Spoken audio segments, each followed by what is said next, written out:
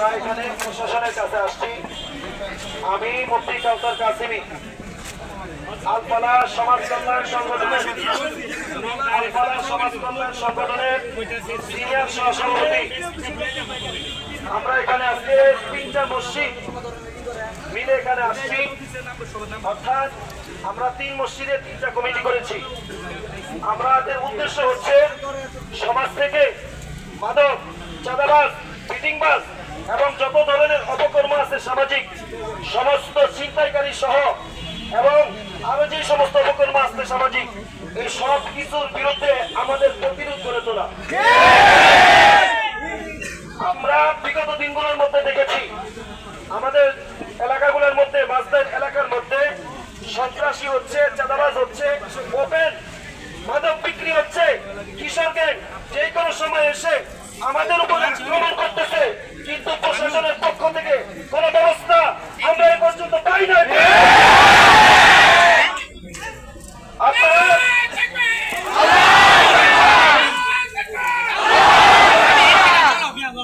আমরা আমাদের জানে নিরাপত্তাহীনতা আমরা ভুগতেছি।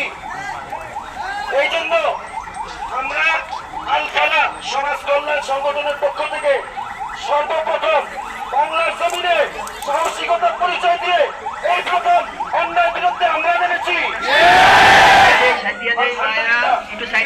আমরা পাশে পেয়েছি বাইতুল আকসা জামে মসজিদের সকল সদস্যবৃন্দকে। এরপরে আমাদের আরেক এলাকার আরেক ভাইরা বাইতুল নূর জামে মসজিদের আমরা পাশে পেয়েছি। আপনারা জানেন গতকাল রাত 1টার দিকে আমাদের এলাকার ভিতরে বিগত দিনগুলোতে অনেকদিন ধরে জুয়ার একটা আসর বসতো। আমরা গতকাল গিয়েছি তাদের কাছে, যাওয়ার পরে তাদেরকে 7 জনকে আটক করেছি। এর মধ্যে আমরা স্পষ্ট প্রকাশ্যে বলছি প্রশাসনের কিছু লোক আমরা ধরেছি। আমাদের কাছে ভিন্ন আছে, সবকিছু আমাদের কাছে আছে। আমরা তার সম্মানের দিকে তাকিয়ে প্রশাসনের প্রতি শ্রদ্ধাশীল হয়ে আমরা সেটাকে এখনো পাবলিশ করি নাই। এই জন্য আমাদের দাবি হচ্ছে আরেকটা বিষয় শুনলে আপনারা মনক্ষুণ্ণ হবে। গতকালকে আমরা অভিযানের পরে যখন আমরা স্থানে চলে গিয়েছি, এরপরে আমাদের এলাকার মধ্যে কিছু এসআই ঢোকে এবং সন্ত্রাসীদেরকে নিয়ে ডাইরেক্টলি ওপেনলি আমাদেরকে হুমকি দিয়ে আসছে। আমরা দেখতে চাই আমরা তো কোনো অন্যায়ের বিরুদ্ধে না, আমরা সত্যের উপরে আছি, ন্যায়ের উপরে আছি। কিন্তু প্রশাসন আমাদের পাশে না থেকে একজন অপরাধীর পাশে থেকে আমাদেরকে হুমকি কিভাবে দেয়, এটার জবাব আমরা আজকে এখান থেকে নিয়ে যাব। যতক্ষণ পর্যন্ত এই উত্তর আমরা না পাবো ততক্ষণ পর্যন্ত আমরা আমাদেরকে এখানে আজকে লিখিত আকারে আমাদেরকে এই অঙ্গীকার দিতে হবে যে আমরা সর্বদা আপনাদের পাশে আছি। এবং আরেকটা জিনিস আমি বলে নিই, গত 4 দিন আগে প্রকাশ্যে অস্ত্র সহ আমরা ছিনতাইবাজ ধরেছিলাম। আমাদের পক্ষ থেকে আমরা থানায় ফোন দিলাম। ফোন দেওয়ার পরে বিভিন্ন জায়গা থেকে আমাদেরকে বিভিন্ন প্রশ্ন করা হচ্ছে। কয়েকজন ঠিকানা জিজ্ঞেস করে, কয়েকজন লোকেশন ঠিকানা জিজ্ঞাসা করে। মোটামুটি জিজ্ঞাসা করতে করতে 4 থেকে 4.5 ঘন্টা সময় লেগে গেছে। তারপরেও তারা সেই অপরাধীকে ধরতে আমাদের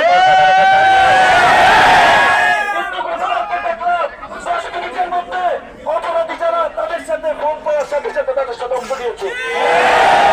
এর স্পষ্ট জবাব এই থানার মধ্যে আজকে আমাদেরকে দিতে হবে। প্রশাসন কেন? প্রশাসন হচ্ছে রক্ষক। প্রশাসন যদি রক্ষক হয়ে যায় তাহলে আমাদের আর কিছু করা থাকবে না। এজন্য আমরা এখনো সম্মান রাখি। আমরা আইনের প্রতি সবসময় শ্রদ্ধাশীল ছিলাম, এখনো আছি, সামনে থাকবো। আপনারা শুধু আমাদেরকে এতটুকু অঙ্গীকার দিবেন যে আপনারা আগেও ছিলেন আমাদের সাথে, এখনো আছেন, ভবিষ্যতে আমাদের সাথে থাকবেন। লিখিত আকারে আমাদেরকে কিছু অঙ্গীকার নাম আপনারা দিয়ে দিবেন। আমরা আমাদের দাবিগুলো আপনাদেরকে সবিনয় আমরা পেশ করবো, সেই দাবিগুলো আপনারা মঞ্জুর করবেন। এটাই আমাদের শেষ কথা।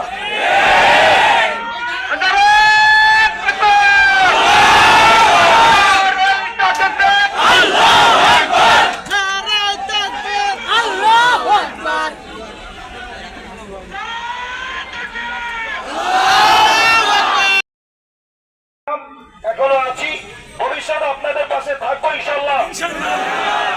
অঙ্গীকার আমাদেরকে দিয়েছে, সবাই আলহামদুলিল্লাহ বলি।